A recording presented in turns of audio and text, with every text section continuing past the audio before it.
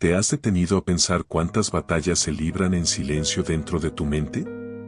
Pensamientos que llegan sin permiso, ideas que parecen inocentes pero que, si las dejaras quedarse, terminarían gobernando tu paz, tu ánimo y hasta tu visión de Dios.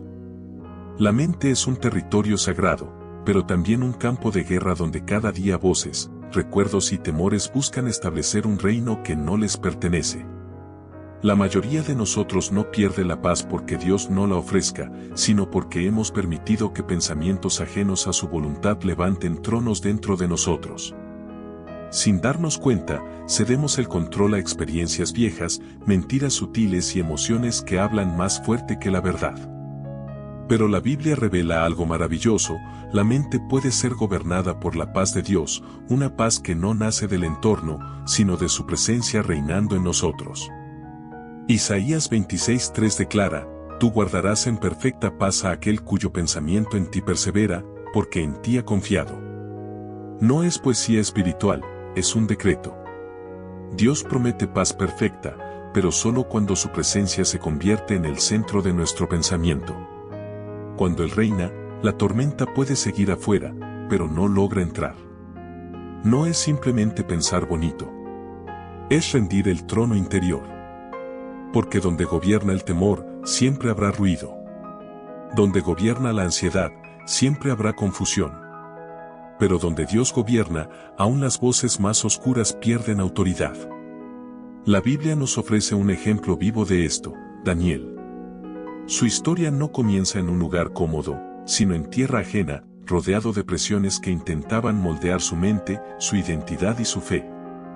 No estaba en el templo, ni entre gente que adorara al Señor. Estaba en Babilonia, en medio de una cultura que no reconocía al Dios verdadero. Sin embargo, allí decidió algo que cambia destinos: no permitir que aquella tierra gobernara su interior. Él sabía que aunque su cuerpo estuviera en Babilonia, su mente pertenecía al reino de Dios. Y porque decidió quién reinaría en su interior, Dios lo sostuvo, lo levantó y lo libró. Ese es el poder de una mente rendida al Señor. Permíteme hacerte una pregunta espiritual, simple pero reveladora. ¿Quién gobierna tu mente hoy? No lo que dices con tus labios, sino lo que domina tus pensamientos cuando estás solo. ¿Son pensamientos de fe o pensamientos de miedo? ¿De esperanza o de derrota? ¿De perdón o de rencor? Todo pensamiento es una semilla, y tarde o temprano dará fruto. Si la semilla viene de Dios, brotará paz. Si viene del mundo o de la carne, nacerá ansiedad. Por eso Jesús enseñó tanto sobre la mente, el corazón y las intenciones. Él sabía que la verdadera batalla ocurre adentro, antes de que salga en palabras o acciones. Ahora quiero llevarte más profundo. La Biblia dice en 2 Corintios 10:4-5 que nuestras armas no son humanas, sino poderosas en Dios para derribar fortalezas y llevar todo pensamiento cautivo a la obediencia de Cristo. Esto significa que la guerra es espiritual, y que cada día pensamientos ajenos a Dios buscan ocupar el trono que solo a Él pertenece. Las fortalezas no son murallas visibles, son patrones de pensamiento que dejamos crecer hasta que se sienten como verdad. El enemigo es experto en disfrazar mentiras con lógica. Así engañó a Eva en el Edén y así intenta engañarnos hoy. Pensamientos que parecen razonables, pero que contradicen la palabra: no eres suficiente, Dios no te escucha, no podrás cambiar, estás solo, debes preocuparte. Estas ideas no solo ocupan espacio, buscan reinar. Por eso no basta con ignorarlas. Deben ser derribadas con la verdad. Daniel entendió esto.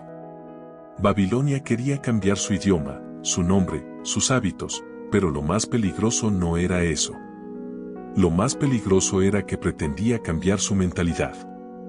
Y por eso él tomó una decisión anticipada: propuso en su corazón no contaminarse. No esperó a estar en crisis para elegir quién gobernaría su mente.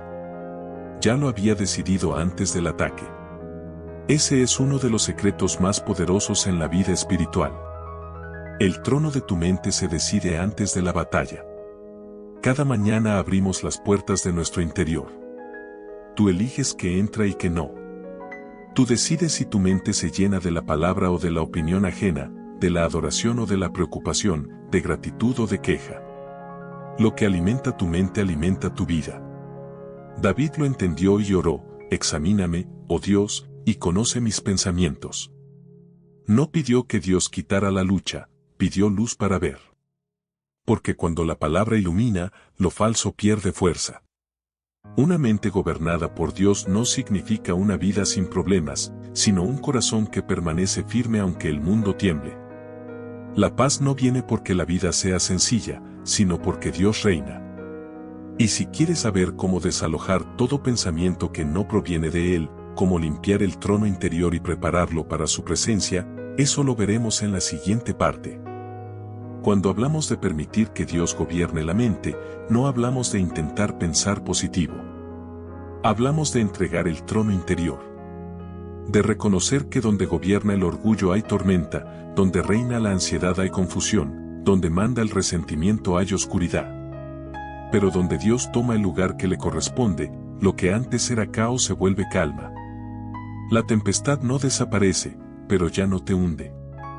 La Biblia nos muestra esto a través de hombres y mujeres que aprendieron a vivir con la mente sometida al cielo. Uno de ellos fue Daniel. Su vida no se desarrolló en un ambiente fácil ni espiritual. Estaba rodeado de influencias que intentaban moldear su forma de pensar, presionarlo a adaptarse, convencerlo de que debía ceder para sobrevivir. Sin embargo, tomó una decisión interna, que su mente tendría un solo rey. El palacio de Babilonia podía cambiar su nombre, su entorno y sus oportunidades, pero no podía cambiar la convicción que gobernaba su interior. Daniel decidió que, aunque viviera en tierra ajena, su pensamiento seguiría siendo territorio de Dios. Y por causa de esa decisión, vio milagros, sabiduría y protección divina. La transformación comenzó en lo invisible, en su mente. Ahora detente un momento. Examina con sinceridad quién gobierna tus pensamientos hoy. Porque no basta con decir creo en Dios. El verdadero gobierno se revela en los pensamientos que más alimentas. ¿Estás viviendo desde la fe o desde el temor? ¿Desde la gratitud o desde la queja? ¿Desde el perdón o desde la herida? Todo reino se evidencia por sus frutos.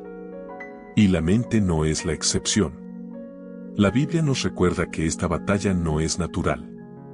Pablo lo explica con claridad: las armas con las que luchamos son espirituales, y su propósito es derribar toda fortaleza que se opone al conocimiento de Dios. Eso significa que cada pensamiento que contradice la verdad bíblica no puede permanecer gobernando tu interior. La mente es un terreno alto. Quien controla ese territorio dirige el resto de tu vida. Por eso el enemigo no pelea primero por tus acciones, sino por tus pensamientos. Intenta sembrar ideas que parezcan lógicas, pero que lentamente te separan de la fe. Igual que en el Edén, no siempre te hablará con mentiras evidentes, muchas veces usará verdades distorsionadas para desviar tu atención de la voz de Dios. Pero la luz siempre expone las sombras. La palabra de Dios revela, confronta y limpia. Jesús venció la tentación con la Escritura, y ese sigue siendo el modelo para nosotros. No se trata de ignorar los pensamientos incorrectos, sino de identificarlos, confrontarlos y reemplazarlos con la verdad eterna. David oraba: examíname, oh Dios, y conoce mis pensamientos. Él entendía que para que Dios gobernara su mente, primero debía permitirle revelar lo que estaba escondido. La transformación comienza cuando dejamos de justificar nuestros pensamientos y empezamos a someterlos a Cristo. Amado hermano, esta es la base de todo: reconocer la batalla, identificar al usurpador y rendir el trono de la mente a Dios. Allí comienza la paz que no depende de las circunstancias, la paz que guarda, sostiene y transforma. El Señor siempre ha trabajado en el silencio.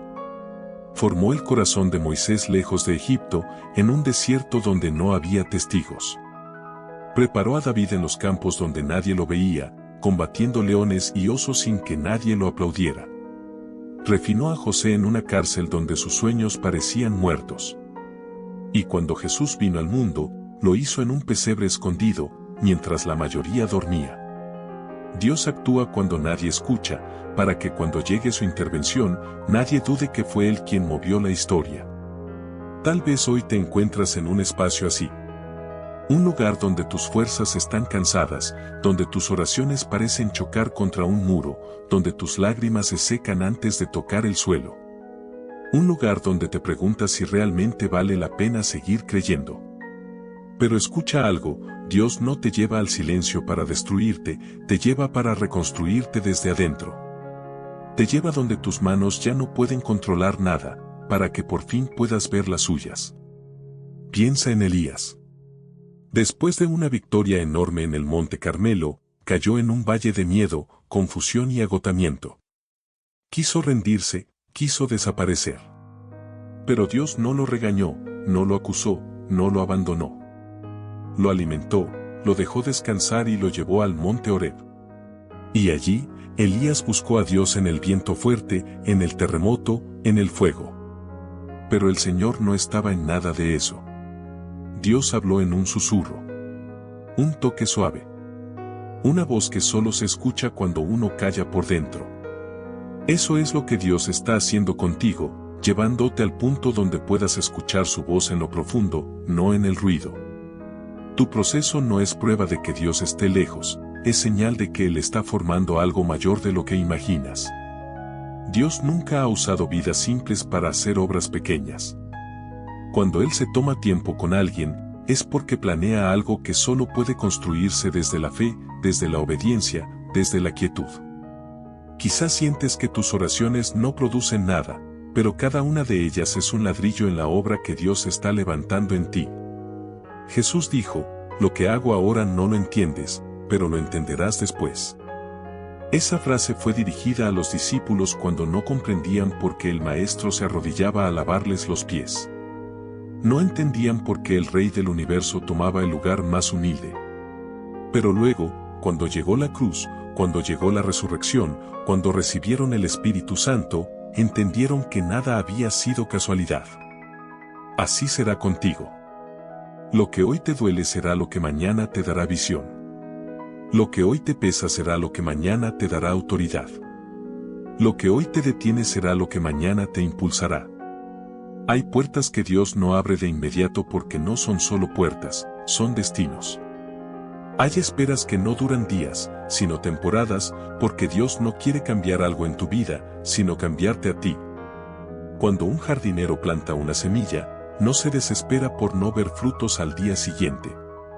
Él sabe que la raíz tiene que crecer primero. Tiene que fortalecerse, extenderse, romper la tierra desde adentro antes de mostrar vida hacia afuera. Así actúa Dios contigo. Él está fortaleciendo tus raíces mientras tú piensas que nada está pasando.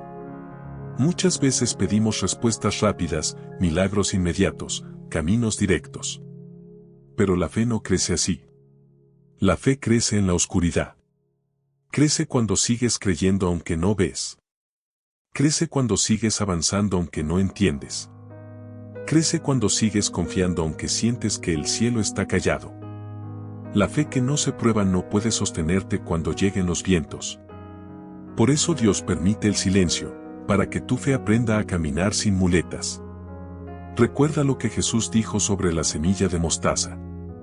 Es la más pequeña, casi insignificante. Pero cuando crece, se hace árbol. ¿Por qué? Porque no importa cuán pequeña sea la fe, importa en quién está puesta. No importa cuán débil te sientas hoy, importa que estés sostenido por Dios. Él no necesita que tengas una fe perfecta, solo necesita que no la sueltes. Cuando parece que Dios no está haciendo nada, en realidad lo está preparando todo. Cuando piensas que llegaste al final, Él está escribiendo el comienzo de un capítulo nuevo. Cuando sientes que ya no puedes más, Él te está mostrando que nunca dependiste de tus fuerzas, sino de su gracia. Piensa en Jesús en el huerto de Getsemaní. El Hijo de Dios sudó gotas de sangre. Estaba cargando un peso que humanamente era imposible. Pero aún así, dijo, Padre, no se haga mi voluntad, sino la tuya. Y gracias a esa oración, tú y yo hoy tenemos salvación. Lo que en ese momento parecía silencio y oscuridad era, en realidad, el acto más grande de amor que el mundo ha visto. Así es Dios. Lo que parece que te destruye será lo que te transforme. Lo que parece pérdida será victoria. Lo que parece retraso será protección divina. Si hoy te sientes cansado, si tu fe está temblando, si tu corazón está confundido, te digo esto con toda certeza: Dios no ha terminado contigo. Él sigue escribiendo tu historia. Sigue moldeando tu carácter. Sigue cuidando cada paso que das. Él está más cerca en el silencio de lo que imaginas en el ruido. No te sueltes. No te rindas. No retrocedas. Cada lágrima está siendo contada, cada oración está siendo escuchada, cada paso está siendo dirigido. Lo que viene será mejor de lo que dejaste atrás. Lo que Dios ha preparado superará lo que perdiste. Y un día, cuando mires atrás, entenderás por qué Dios te hizo esperar, por qué te llevó por ese camino, por qué guardó silencio. Entenderás que no era abandono, era amor. No era castigo, era formación.